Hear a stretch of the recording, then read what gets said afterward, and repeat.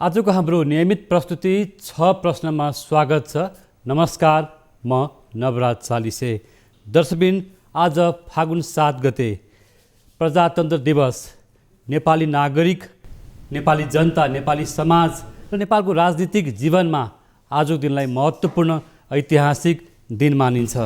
नेपाली जनताको स्वतन्त्रता र नागरिकको अधिकार स्थापना भएको दिन, आजको यो महत्त्वपूर्ण दिनमा आज हामी नेपालको प्रजातान्त्रिक आन्दोलन र नेपाली राजनीतिमा आएका उतार चढावहरूको बारेमा कुराकानी गर्नेछौँ। र नेपालको राजनीतिलाई केलाउँदाखेरि 2007 सालदेखि हामी यता हेर्दै गर्दा राणा शासनको अन्त्यदेखि 2007 साल, 17 साल, 46, 47 प्रजातन्त्र पुनर्स्थापना, 61, 62 को लोकतान्त्रिक गणतान्त्रिक आन्दोलन, संविधान सभा, संविधान जारी भएको अवस्था र आजसम्म आइपुग्दा आज हामी अन्तर्राष्ट्रिय सम्बन्धहरूका बारेमा पनि निकै उतार चढावहरू आइरहेको छ। मूलत नेपालको राजनीतिमा भारत, चीन र अमेरिका, पश्चिमाहरूको विभिन्न स्वार्थहरू हुने गर्छन्। ती सबै अवस्थाहरू, जटिलताहरूलाई नेपालको राजनीतिक दलहरूले पार गर्दै एउटा परिपक्वता दिँदै पनि आएको अवस्था छ। र आज पछिल्लो पटक MCC अमेरिकी सहयोग परियोजनाले नेपालको भू राजनीतिक अवस्था जटिल मोडमा उभिएको छ। यो आम नेपालीको घर घरको चिन्ता र चासोको विषय भएको छ। राजनीतिक दलहरूले पनि निकै ठुलो चासो, चिन्ता र सुझबुझपूर्ण निर्णय गर्नुपर्ने अवस्था आज आइपुगेको छ। यिनै सन्दर्भमा र मूलतः आज हामी नेपाली काङ्ग्रेसको संक्षिप्त इतिहास भर्खरै सार्वजनिक भएको छ। प्रधानमन्त्री शेरबहादुर देउवाले सार्वजनिक गर्नुभएको यो पुस्तकलाई राजनीतिक ग्रन्थको रूपमा पनि लिन सकिन्छ। र यिनै सन्दर्भमा आज हामीसँग नेपाली काङ्ग्रेसका अनुभवी नेता अर्जुन नरसिंह केसी स्टुडियोमा हुनुहुन्छ। स्वागत छ यहाँलाई। हस्, धन्यवाद छ। आराम हुनुहुन्छ? ठिक छ। नेपालको राजनीतिमा लामो जीवन बिताउनु भएन?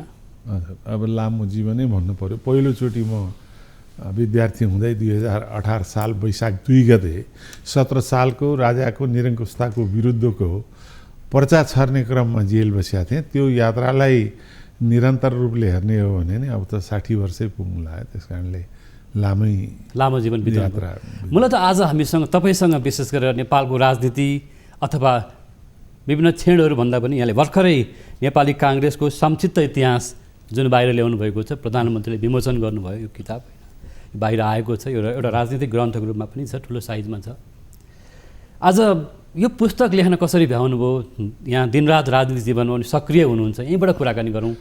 होइन, यो के भयो भने म अहिले 26-27 वर्ष जो नेपाली काङ्ग्रेसको केन्द्रीय स्तरको केन्द्रीय कार्यसमितिको सदस्यको रूपमा रहेँ। देशभरि झन्डै 77 जिल्ला र प्रवासमा पनि नेपाली जनसम्पर्क समितिहरूले जुन विभिन्न कार्यक्रममा बोलाएको थिए, त्यो बेलामा नेपाली काङ्ग्रेसको सम्बन्धमा जो प्रश्नहरू उठ्ने गरिन्थ्यो, नेपाली काङ्ग्रेसलाई लागेका आरोपहरूको सम्बन्धमा जे प्रश्न र जिज्ञासा उठ्थ्यो, त्यसलाई चाहिँ नि मैले त्यही समयमा चाहिँ नि ती प्रश्नहरूलाई टिप्दै त्यसमा चाहिँ नि त्यसका जवाफहरू जे भने त्यसलाई पनि टिपेर खालि पोइन्ट्सहरू मात्रै टिपेर राख्दै थन्क्याउँदै गरेका थिएँ।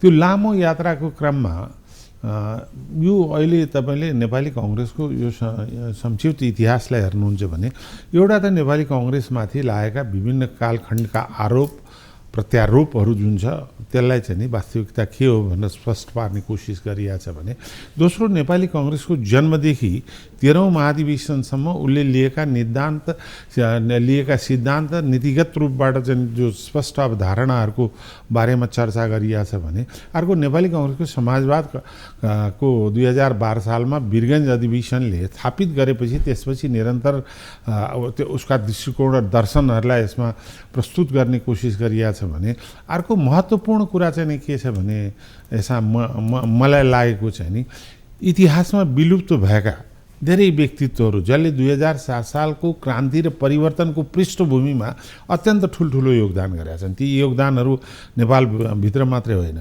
देहरादुन, बनारस, के अरे दार्जिलिङबाट चाहिँ गोर्खा पत्रिका, गोर्खा साथी भनेर निकाल्नेदेखि लिएर गएर तपाईँको यसलाई हेर्ने हो भने अलौ पर्वदेखि लिएर गएर यो विभिन्न कालखण्डमा जुन ढङ्गको आन्तरिक रूपबाट चाहिँ नि, चाहे तपाईँ आर्य समाज भन्नुहोस्, चाहे त्यो मलामी गुठी भन्नुहोस्, चाहे लाइब्रेरी पर्व भन्नुहोस्, चाहे महावीर स्कुलको स्थापनाको कुरा भन्नुहोस्, चाहे योग मायाका कुरा भन्नुहोस्, चाहे चाहिँ नि सार्वजित विश्वकर्मा जस्तो बागलुङमा चाहिँ नि गलकोटे राजाको पुरोहितहरूसँग चाहिँ नि संस्कृत पढ्न जाँदा उहाँलाई हियाएर अपमान गरेपछि त्यो झोकमा चाहिँ नि भागेर बनारस गएर संस्कृत अध्ययन गरेर गाउँमा आएर जातीय प्रथाको विरुद्धमा गरिएका आन्दोलन भन्नुहोस्, यी सब आन्दोलनहरूको पृष्ठभूमिमा जुन अब काङ्ग्रेस त होइन जय पृथ्वीबहादुर सिंह, तर उहाँले मानव अधिकारको निम्ति जो वैचारिक प्रारम्भ गर्नुभयो, त्यस्तै योगमायालाई चाहिँ नि कतिपय दृष्टिकोणले चाहिँ होइन सनकी हुनुहुन्थ्यो उहाँ भनेर पनि लेखिया छ। तर जुन त्याग गरियो महिला अधिकारको निम्ति, सबै पृष्ठभूमिमा जन्मेको जनजागरणको विरासत बोकेको हामीले 2007 साल क्रान्तिमा भन्ने हो। यहीँनिर म आउनु खोजेको, तपाईँले यो पुस्तक संक्षिप्त भन्नुभएको छ तर ठुलो एउटा साइजमा ग्रन्थमा छ होइन। 7 साल अलिकति स्मरण गर्न चाहन्छु म। जस्तो अब 7 सालको जुन आन्दोलन, 7 सालको दिन एउटा महत्त्वपूर्ण दिन मानिन्छ, त्यहाँ स्मरण गर्न चाहन्छु। बिपी गणेशमान, सुवर्ण शमशेर, कृष्णप्रसाद भट्टराई होइन, धेरै नेताहरूले जुन त्याग गरेको अरू धेरै नामहरू छ, पुष्पलाल श्रेष्ठ, यी लगायतका धेरै नेताहरू चाहिँ त्यति बेलाको हुनुहुन्छ। यो 7 सालदेखि आजसम्म हामी त आन्दोलनमै छौँ, अझै पनि अधिकारमै छौँ होइन। कहिले देशभित्रको अधिकार, कहिले देश बाहिर हामीले हस्तक्षेप भयो भन्ने अधिकार छ। यो दिनलाई कसरी हेर्नुहुन्छ र आजसम्म होइन? हेर्नुहोस्, यो दिन चाहिँ नि के भने एउटा निरङ्कुश अन्धकार युगको समाप्ति र नयाँ युगको प्रारम्भको रूपमा यो फागुन 7 गतेलाई लिनुपर्छ। 2007 साल फागुन 7 गते प्रजातन्त्र प्राप्ति मात्रै होइन, यसले यस्तो ढोका उगारेको छ। त्यही दिन चाहिँ नि पहिलोचोटि चाहिँ नेपाली जनताद्वारा निर्वाचित संविधान सभाद्वारा संविधान निर्माण गर्ने प्रतिबद्धता, त्यही दिनको प्रतिबद्धता हो। त्यसै गरी फागुन 7 गतेकै दिन पहिलो निर्वाचन नेपालमा प्रारम्भ भयो र पहिलो निर्वाचित सरकार दिने काम पनि त्यसैले गर्यो। त्यति मात्रै होइन, 2046 सालको आन्दोलन पनि 2007 सालमा हामीले सुरु गऱ्यौँ।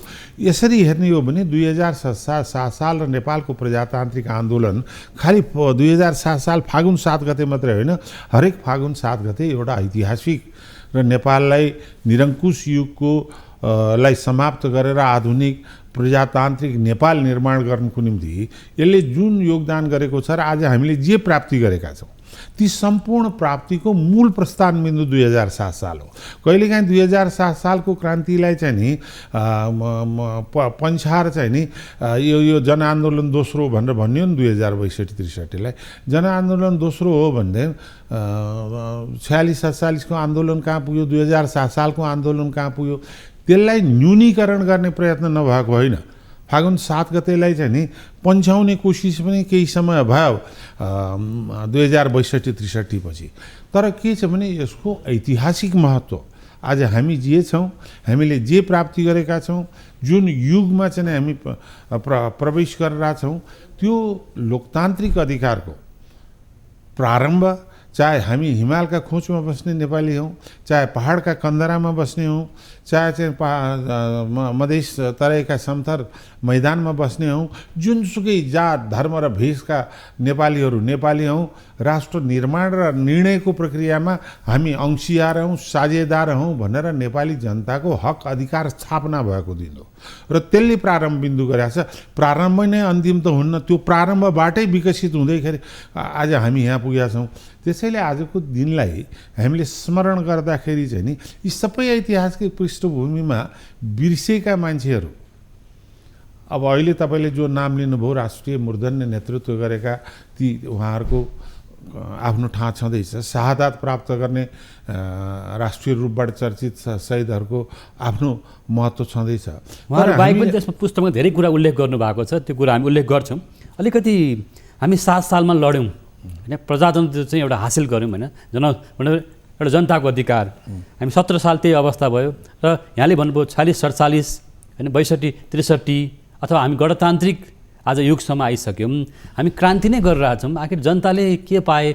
एउटा सोझा सिधा एउटा गरिब दिन दुखी जनताले के पाए? हामी सधैँ आन्दोलनमै छौँ भन्ने प्रश्न छ। अत्यन्त महत्त्वपूर्ण प्रश्न सोध्नु भएको छ। कहिलेकाहीँ मलाई पनि गम्भीर रूपले सोच्दाखेरि के लाग्छ भने प्रजातन्त्र भनेको भोट दिन पाउने, भोट लिन पाउने, पार्टी खोल्न पाउने, लेख्न पाउने, बोल्न पाउने अधिकार त प्रमुख हुँदै हो। त्यो सँगसँगै प्रत्येक नेपाली जनताको सामाजिक न्याय र सुरक्षा र विपन्न र निरपेक्ष गरिबी मुनिको वर्गको आयको सुनिश्चितता लोकतन्त्रको सबभन्दा आधारभूत पक्ष हो। त्यसैले हामीले नेपाली काङ्ग्रेसले लोकतान्त्रिक समाजवाद भने हौँ। राजनीतिक स्वतन्त्रता सँगसँगै यसलाई पनि अब त्यसमा हामीले कति गर्न सक्यौँ कति गर्न सकेनौँ त्यसको विवेचना गर्नुपर्ने चाहिँ अझै बाँकी छ। हेर्नुहोस् त 2007 सालबाट हामी 78मा पुग्यौँ। यो 71 वर्षको अवधिमा म एक्ज्याक्टली त तपाईँलाई भन्न सक्दिनँ। यही खोजको क्रममा मैले हेर्दाखेरि 42 जनाभन्दा बढ्ता प्रधानमन्त्री भइसकेको छ भन्दाखेरि तिनीहरूको अवधि 7 सालपछि मात्रै 7 सालपछि 42 जनाभन्दा बढी प्रधानमन्त्री भइसकेको छ। अब तिनीहरू भने 1-1.5 वर्षभन्दा त कसैको पनि समय भएन भन्दाखेरि एउटा त अस्थिरताकारक तत्त्व भयो भने अर्कोतिर के हुन्छ भनेदेखि तपाईँको लोकतन्त्रलाई कसरी परिभाषित गर्ने। यहाँनिर एउटा प्रश्न सोधेँ मैले। लोकतान्त्रिक समाजवादलाई काङ्ग्रेसले नेतृत्व गर्न सकेन विभिन्न कालखण्डमा। यहाँले पनि भन्नुभयो काङ्ग्रेस आरोपित भयो होइन, धकेलियो, पछाडि पर्यो र आज के एउटा चाहिँ आम नागरिकको चिन्ता अथवा उहाँहरूको आरोप गुनासो के छन्, नेताहरू समृद्ध भए, धनी भए, नेताहरूको जीवन स्तर माथि उठ्यो, जनताको जीवन स्तर चाहिँ तल गयो। आज हामी खाडी मुलुकमा जानु परेको छ, पसिना बगाउनु परेको छ होइन, हाम्रो किसान दाजुभाइहरूको जीवन स्तर माथि उठेन, हाम्रो कृषि अर्थतन्त्र तल खस्क्यो भन्ने चिन्ता चाहिँ आज व्यापक छ। एकदम निश्चित रूपबाट जीवनस्तर त प्रत्येक नेपालीको केही न केही उठेकै छ आधुनिकीकरणका प्रक्रियामा। तर कुरा के छ भने विषमता पनि त्यतिकै बढेको छ। त्यो विषमता बढ्नुको कारण चाहिँ नि स्वच्छ आर्जनबाट हो कि त्यसमा चाहिँ नि अरू विभिन्न किसिमका चाहिँ नि आर्थिक अनियमितताबाट भएको हो। यो एउटा गम्भीर प्रश्न नेपालीहरूको बिचमा छ। भर्खरको केन्द्रीय कार्य समिति, कार्य सम्पादन समितिमा पनि मैले आफ्नो विचारहरू नेपाली काङ्ग्रेसकै सरकार पनि भएको हुनाले नेपाली काङ्ग्रेसले नेतृत्व गरेर प्रस्तुत गरोस् र यो चर्चित भ्रष्टाचार काण्डहरूको न्यायिक छानबिन समिति गठन गरौँ पूर्व प्रधान न्यायाधीशहरूमध्ये कसैको अध्यक्षतामा, र त्यो वास्तविकता जनताको अगाडितिर ल्याउँ भनेर। आर्थिक अनियमितता र भ्रष्टाचारको जुन खालको स्थिति छ त्यो चाहिँ कहाली लाग्दै स्थिति विकसित हुँदै गएको छ। त्यसलाई नियन्त्रण गर्न नसकिकन सुशासन र लोकतन्त्र संरक्षित हुन सक्दैन। निश्चित रूपमा यो आर्थिक अनियमितता, भ्रष्टाचार बढ्यो जुन चाहिँ अझ राजनीतिक तहमा बढ्यो होइन, कर्मचारी तन्त्रमा बढ्यो भन्दै गर्दाखेरि अब आज हामी एउटा लोकतान्त्रिक आन्दोलनमै छौँ। अझै पनि हिजो पनि विदेशी हस्तक्षेप भयो भनेर काङ्ग्रेसले कतिपय कालखण्डहरूमा महत्त्वपूर्ण एउटा भूमिका निर्वाह गरेको तपाईँले पुस्तकमा पनि लेख्नुभएको रहेछ। आज अब प्रसङ्ग मैले उठाउनै पर्ने हुन्छ होइन, पुस्तकको कुरा त गर्नु धेरै बाँकी नै छ। अलिकति आज हामी अन्तर्राष्ट्रिय दबावमा भूराजनीतिक एउटा कठिन अवस्थामा छौँ। चाहे अमेरिका होस्, चाहे भारत, चीनको एउटा चेपुमा पो पर्ने हो कि नेपाल भनेर सामान्य नागरिकले बुझ्न थालेका छन्। यो अवस्थामा नेपाली काङ्ग्रेसले कसरी आफूलाई परिपक्व निर्णय गर्दै सबै अवस्थालाई सम्हालेर हेरेर जान सक्छ? हेर्नुहोस्, यसमा चाहिँ के भन्दाखेरि लोकतन्त्र भनेको निरन्तर सुधार्दै जाने प्रक्रिया, सुध्रिँदै जाने प्रक्रिया हो र लोकतन्त्रको विकल्प भनेको अझ सुन्दर लोकतन्त्र हो, परिमार्जित लोकतन्त्र हो। 1215 को म्याग्ना कार्टाको प्रारम्भबाट बेलायतको प्रजातन्त्र यो स्थितिमा आएको छ भन्दाखेरि हाम्रो ऐतिहासिक क्रममा पनि हाम्रो यात्रा अझै अगाडि बढ्नुपर्ने छ। तर कुरा चाहिँ के छ भने लोकतन्त्र भनेको पद्धतिको मात्रै नाम होइन, यसमा प्रक्रिया पनि लोकतान्त्रिक गर्नको निम्ति प्रतिबद्ध हुनुपर्छ भनेदेखि अर्को कुरा लोकतन्त्र सञ्चालन गर्नेहरूको प्रवृत्ति पनि लोकतान्त्रिक हुनुपर्छ। यो तीनटालाई एकीकृत रूपबाट चाहिँ नि अगाडि बढाएपछि मात्रै लोकतन्त्र चाहिँ पद्धति र सामाजिक लोकतन्त्र स्थापित हुँदै जान्छ। हाम्रो त्यो सन्दर्भमा धेरै कुराहरू कमी छ र पार्टीभित्रै लोकतान्त्रिक सुधारहरू को गतिलाई अझ अगाडि बढाउनु पर्ने स्थिति मैले निरन्तर भन्दै आएको छु। त्यो मैले हरेक मेरा नेताहरूसँग यसमा मेरो मतभेद हो, गिरिजाऊदेखि लिएर सुशील कोइराला र अहिलेको वर्तमान प्रधानमन्त्रीज्यूसँग पनि म यसमा जहिले पनि जहाँनिर चित्त बुझ्दैन त्यहाँ विमति राख्छु। त्यही कारण लोकतन्त्रलाई परिमार्जित गर्दै जाने त्यो प्रक्रिया नै हो। यो इभोल्युसनरी विकासवादी प्रक्रिया हो। त्यसमा हामीले साह्रै ठुलो चिन्ता लिनुपर्ने कुरा छैन। तर अघि तपाईँले अर्को प्रश्नमा सोध्नु भएको जस्तै अब अहिले हामी अत्यन्त जटिलतम परिस्थितिमा चाहिँ छौँ। किनभनेदेखि अब हिजोको द्वितीय विश्वयुद्धपछिको परिस्थितिको शीतयुद्ध चाहिँ नि अमेरिका र रुसको बिचमा केन्द्रित थियो। त्यसको द्वन्द्व चाहिँ नि केन्द्र चाहिँ नि युरोप थियो। हामीलाई कहिलेकाहीँ बाछिटा मात्रै पर्थ्यो।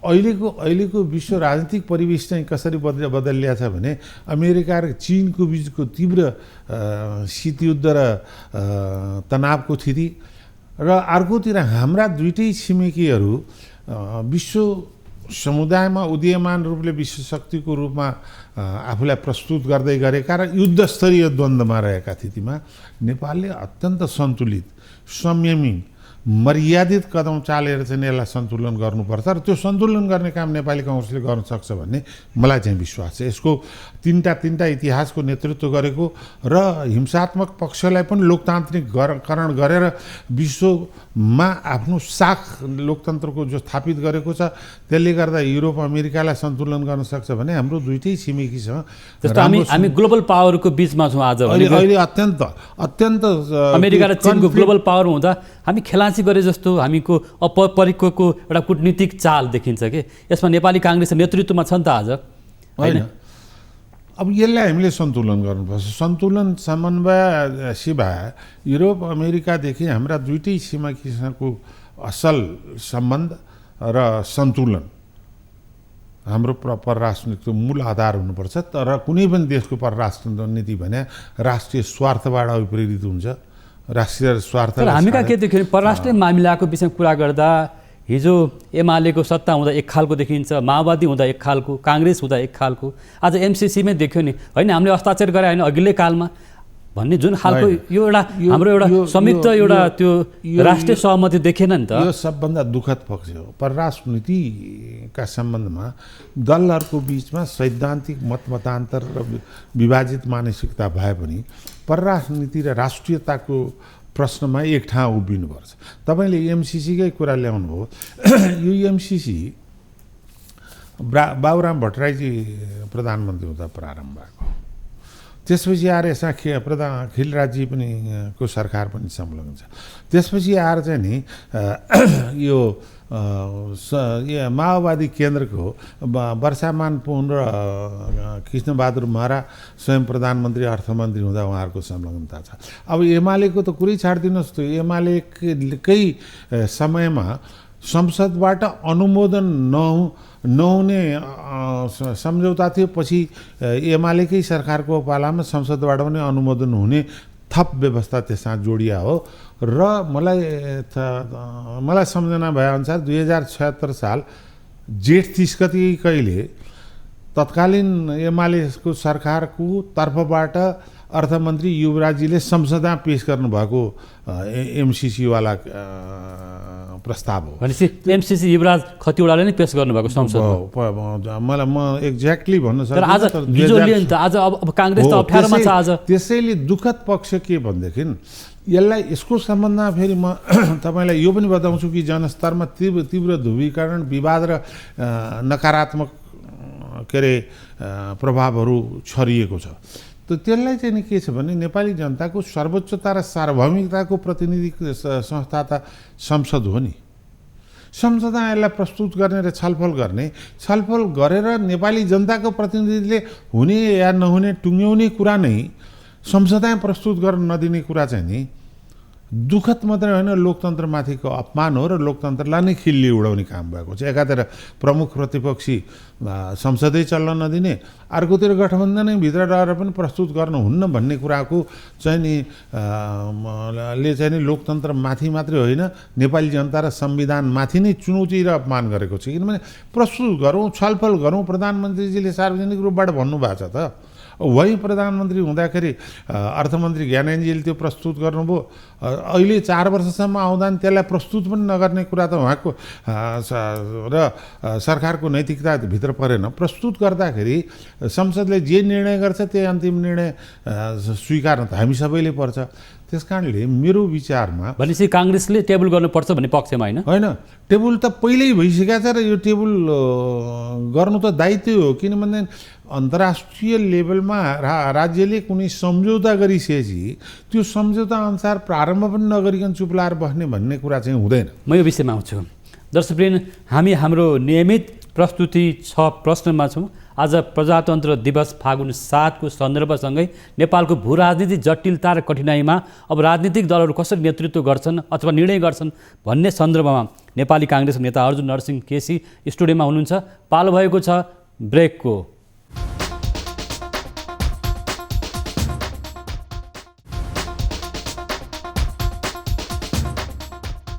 ब्रेकपछि यहाँलाई फेरि पनि स्वागत छ। हामी हाम्रो नियमित प्रस्तुति 6 प्रश्नमा छौँ। प्रजातन्त्र दिवसको सन्दर्भमा कुराकानी गरिरहेका छौँ। हामीसँग नेपाली काङ्ग्रेसको नेता अर्जुन नरसिंह केसी स्टुडियोमा हुनुहुन्छ। यहाँलाई फेरि पनि स्वागत छ। धन्यवाद। यो पुस्तक सरस्वती केलाउँदा यहाँ जुन प्राध्यापन जीवनबाट यहाँ आउनुभएको छ र 2 दिन अघि मात्रै प्रधानमन्त्रीले यसको विमोचन गर्नुभयो र यो पुस्तकको सन्दर्भमा प्रधानमन्त्री स्वयंले यो पुस्तकलाई आम नागरिकको अथवा नेपाली काङ्ग्रेसका कार्यकर्ता घर दैलोमा पुर्याउन आवश्यक छ पनि भन्नुभयो।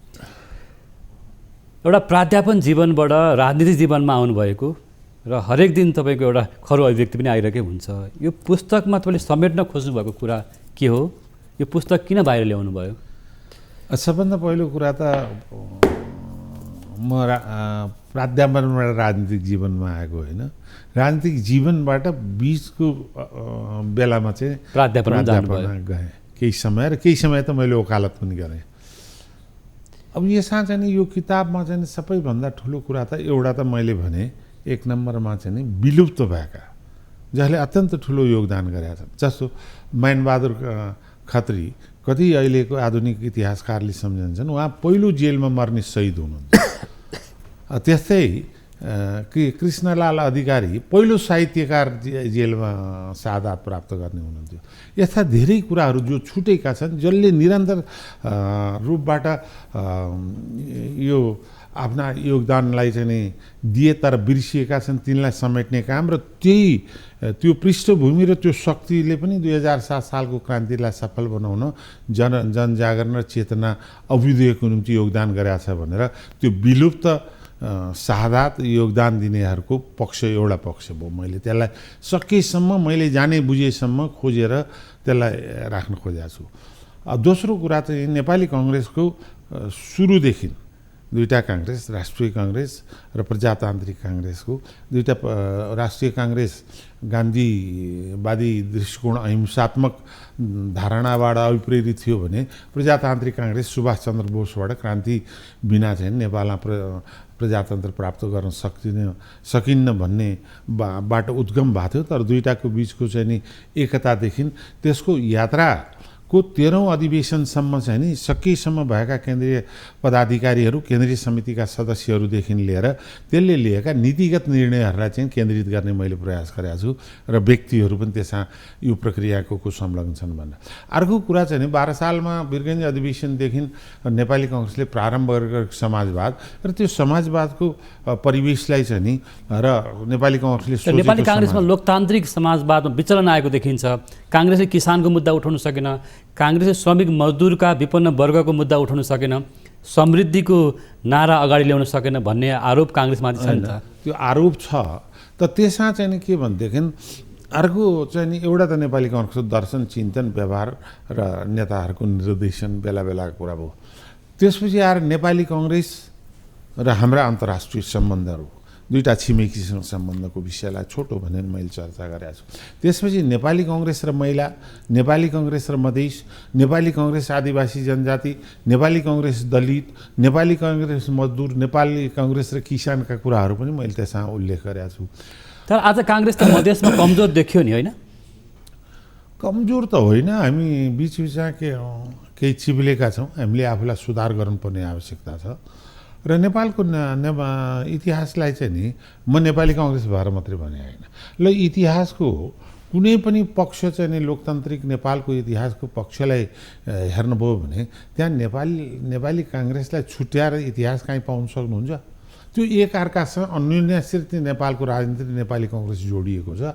यात्रामा हामीले कति ठाउँ गल्ती गऱ्यौँ होला, कहीँ छिप्ल्यौँ होला, तर एउटै पार्टी अहिले पनि राष्ट्रियता सम्वर्धन गर्नको निम्ति, अन्तर्राष्ट्रिय सन्तुलनको निम्ति देशभित्रका पनि विभिन्न पक्षलाई समेटेर सिमेन्टिङ फ्याक्टरको निम्ति एउटा कोहेजिभ भन्छ नि एकीकरणको शक्ति चाहिँ नि यहाँ चाहिँ नि नेपाली काङ्ग्रेसभित्र। तर अब आज चाहिँ यहाँले भन्नुभयो अन्तर्राष्ट्रिय सम्बन्धकै विषयमा कुरा गर्दा काङ्ग्रेस राष्ट्रवादी हुन सकेन, विदेशीको स्वार्थमा चल्छ काङ्ग्रेस, अझ चाहे अब पश्चिमा देशहरूको स्वार्थमा होला, अमेरिकाको स्वार्थमा, धेरै पटक भारतको स्वार्थमा इसारामा चल्छ काङ्ग्रेस भन्ने गर्थे हैन? त्यो गलत आरोप हो। यस्ता गलत आरोपलाई मैले धेरै ठाउँमा नेपाली काङ्ग्रेसलाई लागेका बिचबिचका आरोपहरू छन् नि। 17 साल अगाडिको पछि 1 नम्बर लुटाकाण्ड पनि काङ्ग्रेसले गर्यो भन्ने हो। बझ्याङदेखि दाङसँग भएका अनावश्यक विद्रोह पनि नेपाली काङ्ग्रेसलाई दोष लाग्यो। पशुपतिलाई म्युजियममा राख्नुपर्छ भनेर बिपी कोइरालाले भन्नुभयो। देखि लिएर चिनिया काजीको हत्यासम्मको पनि त्यसमा चाहिँ चिनिया काजी कुनै कम्युनिस्ट थिएन, उनी काङ्ग्रेसका कार्यकर्ता थिए। म दाबीका साथ भन्न सक्छु, धेरै इतिहासले प्रमाणित गरेका थिए। यस्ता कुराहरू चाहिँ नि काङ्ग्रेसमाथि लागेका राष्ट्रियताकै सन्दर्भमा हिजो राजा त्रिभुवनसँगदेखि सहकार्य गर्दै आएको काङ्ग्रेस एउटा राष्ट्रियताको मामिलामा अथवा बिपीसँग महेन्द्रसँग कुराहरू पटक पटक उठ्ने गर्छ नेपालको इतिहासमा हैन? तर आज काङ्ग्रेस चाहिँ एउटा अन्तर्राष्ट्रिय मामिला जुन आइरहेको छ एमसिसी प्रकरण हैन, त्यसमा काङ्ग्रेस चाहिँ एउटा कमजोर बन्दैछ, काङ्ग्रेसले एउटा जनताको भावनाभन्दा विपरीत गरेर निर्णय गर्दैछ, प्रधानमन्त्री त्यसको लागि लागिपर्नु भएको छ भन्ने एउटा आम एउटा चिन्ता छ नि त। प्रधानमन्त्री त्यसको विपरीत कसरी लाग्नु भएको छ? ठिक छ, मलाई पनि थाहा छ यसमा व्यापक नकारात्मक सोचहरू जनतासँग पुर्याइएको छ। मैले धेरैचोटि भनेको छु, मैले तपाईँ कहाँ पनि धेरै अगाडि भनेको जस्तो लाग्छ। यो एमसिसीको बुई चढेर चाहिँ नि के अरे बिआरआईलाई विरोध गर्ने, बिआरआईको बुई चढेर एमसिसीको विरोध गर्ने, यी दुईटै कुराबाट हामीले चाहिँ सन्तुलन गर्न सक्नु पर्ने आवश्यकता छ। यहाँ नियोजित प्रचार पनि एमसिसीको विरोधमा भएको छ, तर पनि त्यसका बावजुद पनि ठिक छ त, सर्वसत्ता प्राप्त जनताको प्रतिनिधि गर्ने थलोमा प्रस्तुत गरौँ, जनताले जे फैसला गर्छ त्यो स्वीकार्य हुन्छ भन्नुभएको छ प्रधानमन्त्रीले। नेपाली काङ्ग्रेसले कहाँ यो हुनै पर्छ हुनु पर्दैन भन्ने त नेपाली काङ्ग्रेसको दृष्टिकोण होइन, तर अन्तर्राष्ट्रिय दृष्टिकोणले हामीले जुन चाहिँ प्रतिबद्धता गरेका छौँ त्यसको प्रक्रिया सुरु नगरेर स्टप राख्न त कुनै पनि राज्यले भएन नि। त्यो काङ्ग्रेसले होइन, 2/3 नजिक ल्याएको एमालेको सरकारले 2076 साल जेठ 30 गते प्रस्तुत गरेको छ अन द रेकर्ड। युवराज खतिवडाले अर्थमन्त्री हुँदा भन्दाखेरि यो अहिले दोष थोपर्नको निम्ति जो काङ्ग्रेसलाई प्रयत्न गरिएको छ त्यो चाहिँ नि के भनेदेखि यो एउटा तथाकथित राष्ट्रवादको नारा दिने मात्रै काम हो। तर आज सत्ता गठबन्धन दलहरू अथवा माधव कुमार नेपाल समूह अथवा प्रचण्ड समूह अन्य वाम घटकहरू बिच पनि तालमेल भएको देखिएन नि? तपाईँहरू बिचमा एउटा विश्वासको सङ्कट हो। म चाहिँ नि जुन उद्देश्य जुन लक्ष्य लिएर नेपाली जनताकै बिचमा प्रतिबद्धता जनाउँदै हामी संविधानको सुरक्षा गर्छौँ, नेपाली जनताको मौलिक अधिकारको रक्षा गर्छौँ, संवैधानिक संस्थाहरूलाई सबलीकरण गर्छौँ र निर्वाचित संस्थाहरूलाई सशक्त बनाउँदै उसको पूर्ण अवधि र आवधिक निर्वाचन गराउँछौँ र संविधानलाई मूल बाटोमा फेरि ल्याउँछौँ भनेर यो गठबन्धन निर्माण भयो। उसले आफ्नो दायित्व पुरा गर्नको निम्ति दृढ सङ्कल्पित भएर गठबन्धनको निरन्तरतामा आँच आउन दिनु हुँदैन भन्ने मेरो दृष्टिकोण हो। तर के छ भनेदेखि अब त्यसलाई प्रस्तुत गर्दाखेरि लु अब भोलि केही भएन भने कन्फरेन्स पोल पनि त हुन्छ नि। संसारको धेरै संसदमा कुनै इस्यु चाहिँ नि विवेकको मतदान भनेर पनि त जान सकिन्छ, तर त्यो प्रवेशै गर्न नदिने कुरा चाहिँ नि संसारको कुनै पनि लोकतन्त्रमा, म पोलिटिकल साइन्सको विद्यार्थी पनि हुँ, लेक्चरर पनि हुँ र कानुनको पनि विद्यार्थी हुँ, वकालत पनि गरे हौँ। मैले यस्तो संसारमा कुनै लोकतन्त्र देखाएको छैन। त्यस कारणले लोकतन्त्रका आधारभूत प्रक्रिया र मान्यतालाई स्वीकार गर्नुपर्छ। पार्टीहरूभित्र वाद विवाद हुन्छ, संवाद हुनुपर्छ। वाद प्रतिवाद र संवादको प्रक्रिया नै लोकतन्त्र हो। सिद्धान्तमा विमति हुन्छ, कहिलेकाहीँ व्यक्तित्वको टकराव हुन्छ, त्यसबाट निस्किने सुन्दर पक्षको सारांश नै लोकतन्त्र हो कि। त्यस कारणले विमतिहरू हुनसक्छ कतिपय इस्युमा, तर प्रक्रिया नै त्यसलाई सुल्झाउने प्रक्रिया भने के भन्दैन, संविधान तर सहमति बिना बेगर त जानु भएन। संविधान संसदीय प्रक्रिया, आम सहमति, राष्ट्रिय सहमतिको मिलनबिन्दु त खोज्ने प्रयास गर्नु पर्यो। मैले आफूले पनि निरन्तर पार्टीभित्र पनि प्रस्तुत गरेको एउटा चाहिँ राष्ट्रिय सहमति नै यसको प्रमुख प्राथमिकता हो। दोस्रो भएन भने गठबन्धनभित्रको सहमति हो। तेस्रो भएन भने हामीले अन्तर्राष्ट्रिय प्रतिबद्धतालाई पालना गर्नको निम्ति हाम्रो इमान्दारिता देखाउनु, संसदमा प्रस्तुत गरौँ। संसदले जे निर्णय गर्छ त्यो निर्णयलाई सबैको निम्ति स्वीकार्य हुन्छ। यो त काङ्ग्रेसभित्रको दायित्वको कुरा छ। हस्, काङ्ग्रेसले यस विषयमा राष्ट्रिय सहमति खोज्ने प्रयास एउटा त्यो निरन्तर जारी छ, त्यो अन्तिम घडीसम्म गर्नेछ। एउटा 7 सालदेखिको हाम्रो इतिहासले त्यही सिकाएको छ र अन्तिममा नेपाली राजनीतिक नेतृत्व दलहरू एक भएर सङ्कटको व्यवस्थापन गरेको देखिएको छ विभिन्न कालखण्डहरूमा। फेरि एउटा यो सङ्कटलाई एउटा व्यवस्थापन हुनसक्छ भन्ने आशा गरौँ। र महत्त्वपूर्ण समय दिनुभयो। पुस्तकको धेरै समीक्षा गर्न बाँकी नै रह्यो। अहिलेको समसामयिक राजनीतिमा कुराकानी भयो। यहाँको समय र अनुभवको लागि धेरै धन्यवाद। हस्, मेरो पनि हार्दिक धन्यवाद। हस्, आज हामीसँग नियमित प्रस्तुति 6 प्रश्नमा नेपाली काङ्ग्रेसका अनुभवी राजनीतिज्ञ, राजनीतिशास्त्री उहाँले आफै पनि भन्नुभएको छ र अर्जुन नरसिंह केसी जोडिनु भएको थियो। उहाँले महत्त्वपूर्ण विचार राख्नुभएको छ। राष्ट्रिय सहमतिको साझा बिन्दु खोजौँ र आम सहमतिबाट अगाडि बढौँ र अन्तर्राष्ट्रिय सम्बन्धलाई अगाडि बढौँ भन्ने कुरा राख्नुभएको छ। एउटा लोकतान्त्रिक समाजवादलाई बलियो बनाउन सकिएको छैन भन्ने चिन्ता र चासो पनि आज उठेको छ र आम नागरिकका समस्याहरूलाई राजनीतिक नेतृत्व उठाउन नसकेको अवस्था पनि चिन्ता र चासो आम छ। यिनै सन्दर्भमा कुराकानी गरौँ। नियमित प्रस्तुति 6 प्रश्नको समय आजलाई पुरा भएको छ। हामी बिदा माग्छौँ। नमस्कार।